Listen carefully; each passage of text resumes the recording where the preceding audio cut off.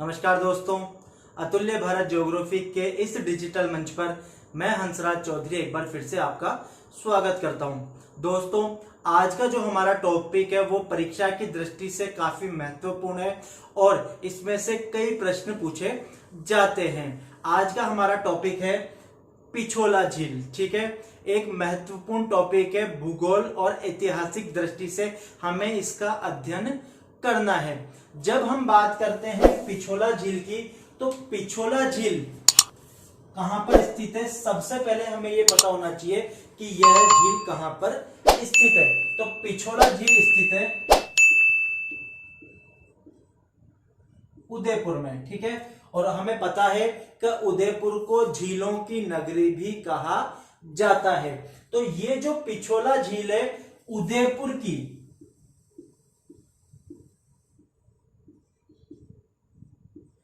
प्राचीनतम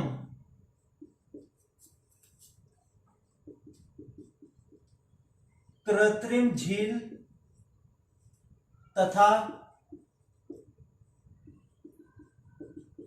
सर्वाधिक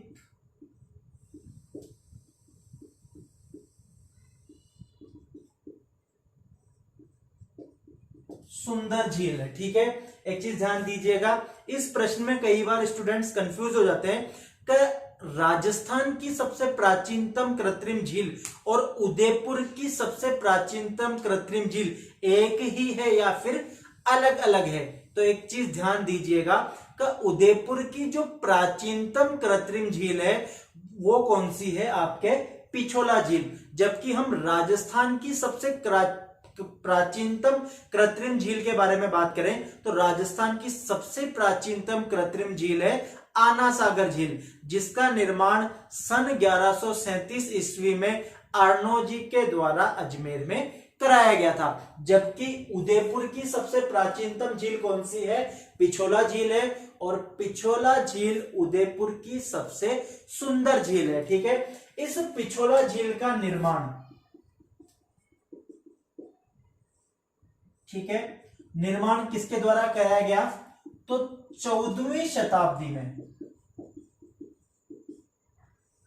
कौन सी शताब्दी में, 14वीं शताब्दी में, या फिर आपसे वर्ष पूछा जाए तो 1387 ईस्वी में राणा लाखा के द्वारा। किसके द्वारा, राणा लाखा के द्वारा एक चिड़ीमार बंजारे, एक चिड़ीमार बंजारे के द्वारा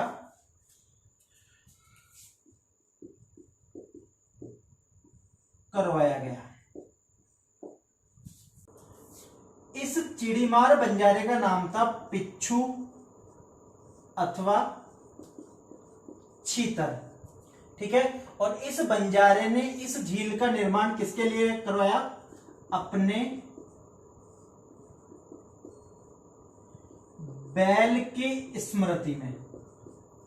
किसमें करवाया, अपने बैल की स्मृति में करवाया। तो वर्ष 1387 ईस्वी में राणा लाखा के काल में एक चिड़ीमार बंजारे, बंजारे का नाम क्या है, पिच्छू अथवा छीतर, इसने क्या करा, अपने बैल की स्मृति में इस झील का निर्माण करवाया। ठीक है, अब क्या है कि ये जो झील है यह उदयपुर के राजमहल, ठीक है, उदयपुर के राजमहल को किस नाम से जाना जाता है, सिटी पैलेस। ठीक है, उदयपुर के राजमहल को किस नाम से जाना जाता है, सिटी पैलेस के पीछे स्थित होने के कारण, पीछे स्थित होने के कारण पिछोला झील के नाम से जानी जाती है। पिछोला झील के नाम से जानी जाती है। ठीक है, तो कृत्रिम झील क्या होती है, ऐसी झीलें जिनका निर्माण मनुष्य के द्वारा किया जाता है उसे क्या कहा जाता है, कृत्रिम झील। और प्राकृतिक झील का निर्माण प्रकृति के द्वारा किया जाता है। तो उदयपुर की प्राचीनतम झील कौन सी है, कृत्रिम झील में कौन सी आ जाएगी, पिछोला झील। किसने इसका निर्माण करवाया, तो वर्ष 1387 ईस्वी में राणा लाखा के काल में एक चिड़ीमार बंजारे, बंजारे का नाम भी पूछा गया है एग्जाम में, क्या नाम है, चीतर ने अपने बैल की स्मृति में करवाया। चूंकि ये जो झील है ये क्या है, उदयपुर के राजमहलों के पीछे स्थित है, इस कारण इसे क्या कहा जाता है, पिछोला झील कहा जाता है।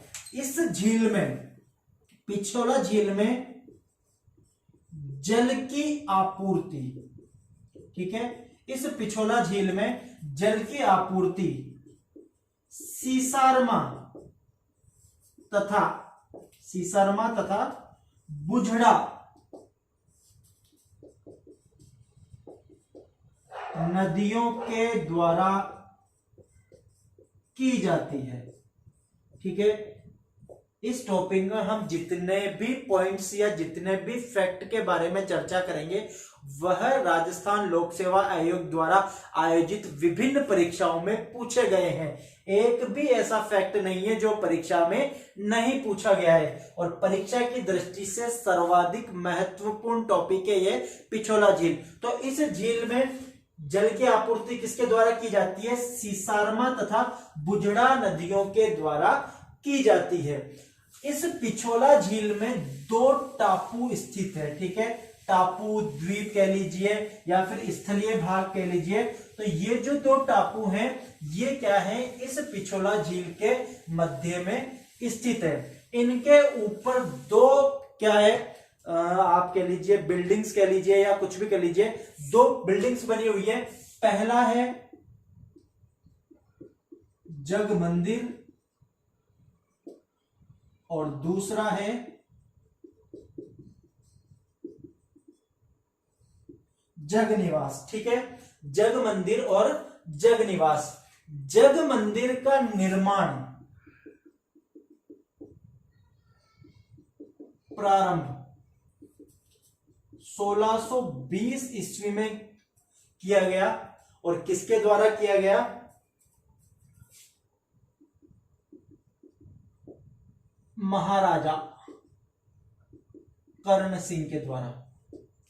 निर्माण प्रारंभ किसके द्वारा किया गया, 1620 ईस्वी में महाराजा कर्ण सिंह के द्वारा किया गया। और इसका निर्माण पूर्ण किसने करवाया, महाराजा जगत सिंह प्रथम। ठीक है, वर्ष 1651 ईस्वी में। और महाराजा जगत सिंह प्रथम ने इसका निर्माण पूर्ण करवाया, इस कारण इसको क्या कहा जाता है, जग मंदिर कहा जाता है। जबकि जगत निवास का निर्माण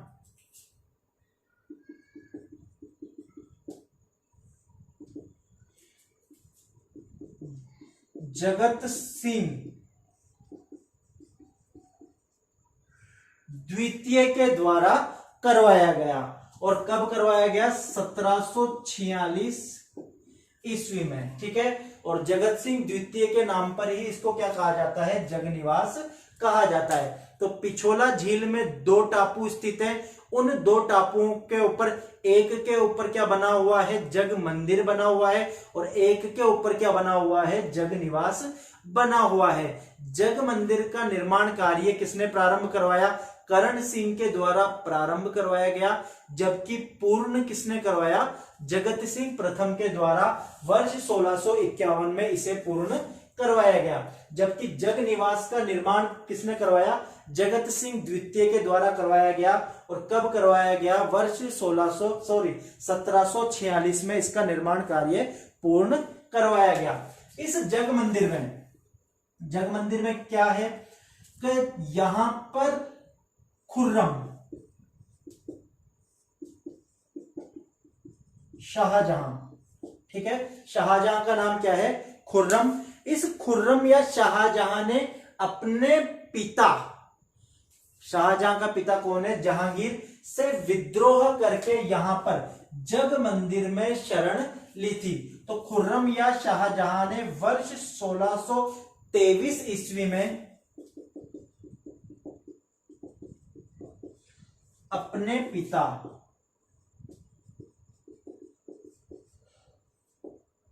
जहांगीर से विद्रोह करके, किसका काल है यहां पे इस समय, महाराजा कर्ण सिंह के शासन काल में जग मंदिर में शरण ली। ठीक है, इसके बाद इसमें से जो क्वेश्चन पूछा गया है वो क्या है, नटनी का चबूतरा।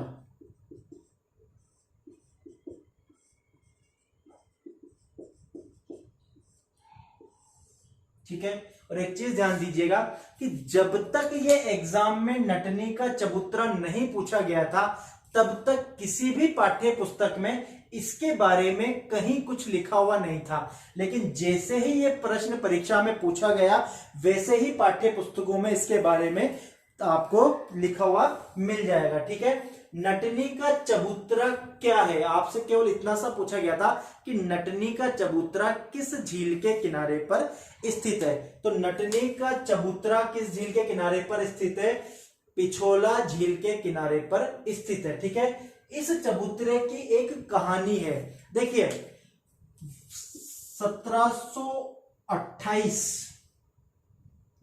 से 1828 से 38 के मध्य में महाराजा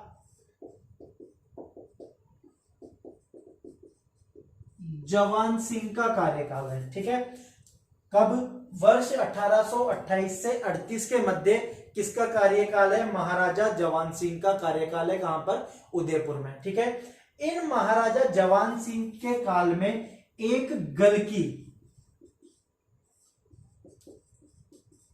नटनी, ठीक है, नट जाति क्या होती है कि आपने देखा होगा दो खंभों पे रस्सी बांध के रस्सी पर चलने में क्या होती है, पारंगत होती है। तो इनके कार्यकाल में एक गलकी नटनी थी जो अपनी इस रस्सी पर चलने वाली जो विधा है इसमें क्या थी, पारंगत थी और काफी क्या थी, फेमस थी। तो काफी इसका नाम था। तो इस गलकी नटनी ने इस महाराजा जवान सिंह से क्या लगी, शर्त लगी। तो महाराजा जवान सिंह ने यह कहा कि यदि तू इस जग मंदिर से सिटी पैलेस तक रस्सी बांधी जाएगी और इसको चलकर तू पार कर लेगी तो मैं तुझे अपनी आधी रियासत, जो उदयपुर थी वो आधी रियासत तुझे दे दूंगा। ठीक है, तो अब क्या हुआ कि जब गलकी नटनी रस्सी पर चलने लगी तो जब वो आधी से ज्यादा दूरी पार कर ली उसने, तो वहां के जो उदयपुर के सामंत थे उनको लगा कि यदि इसने इस शर्त को पूरा कर लिया, इस रस्सी पर चल के ये दूरी पूरी तय कर ली, तो महाराजा को अपनी रियासत किसको दान में देनी पड़ेगी, इस गलकी नटनी को देनी पड़ेगी। तो उन सामंतों ने क्या किया कि जो वो रस्सी थी उसको क्या कर दिया, कटवा दिया। तो उस रस्सी को कटवाने से जो गलकी नटनी थी वो किसमें गिर गई, झील में गिर गई और डूबकर मर गई। और ऐसा कहा जाता है कि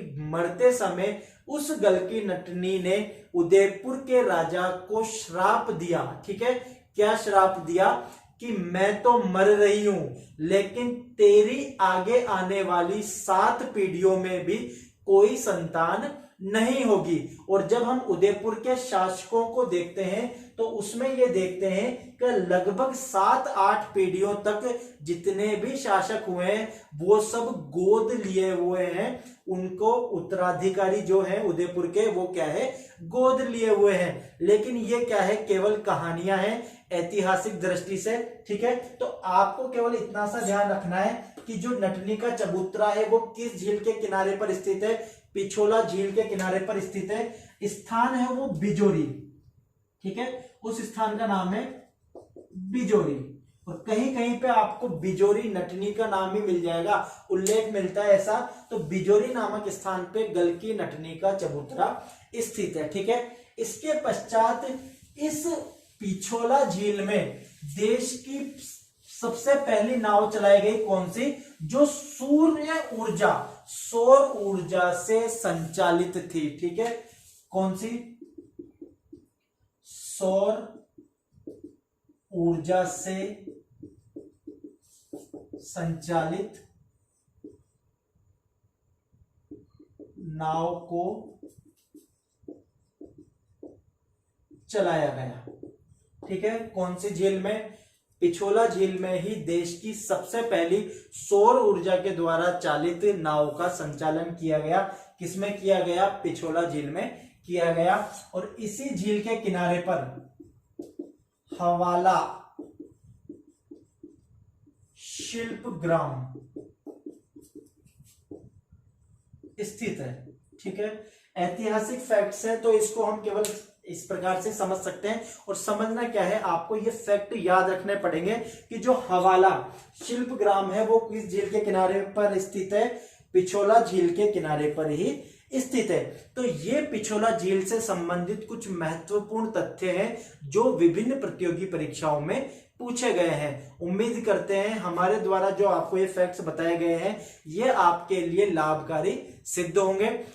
अगले वीडियो में किसी नए टॉपिक के साथ आपके समक्ष फिर से प्रस्तुत होंगे। तब तक के लिए धन्यवाद।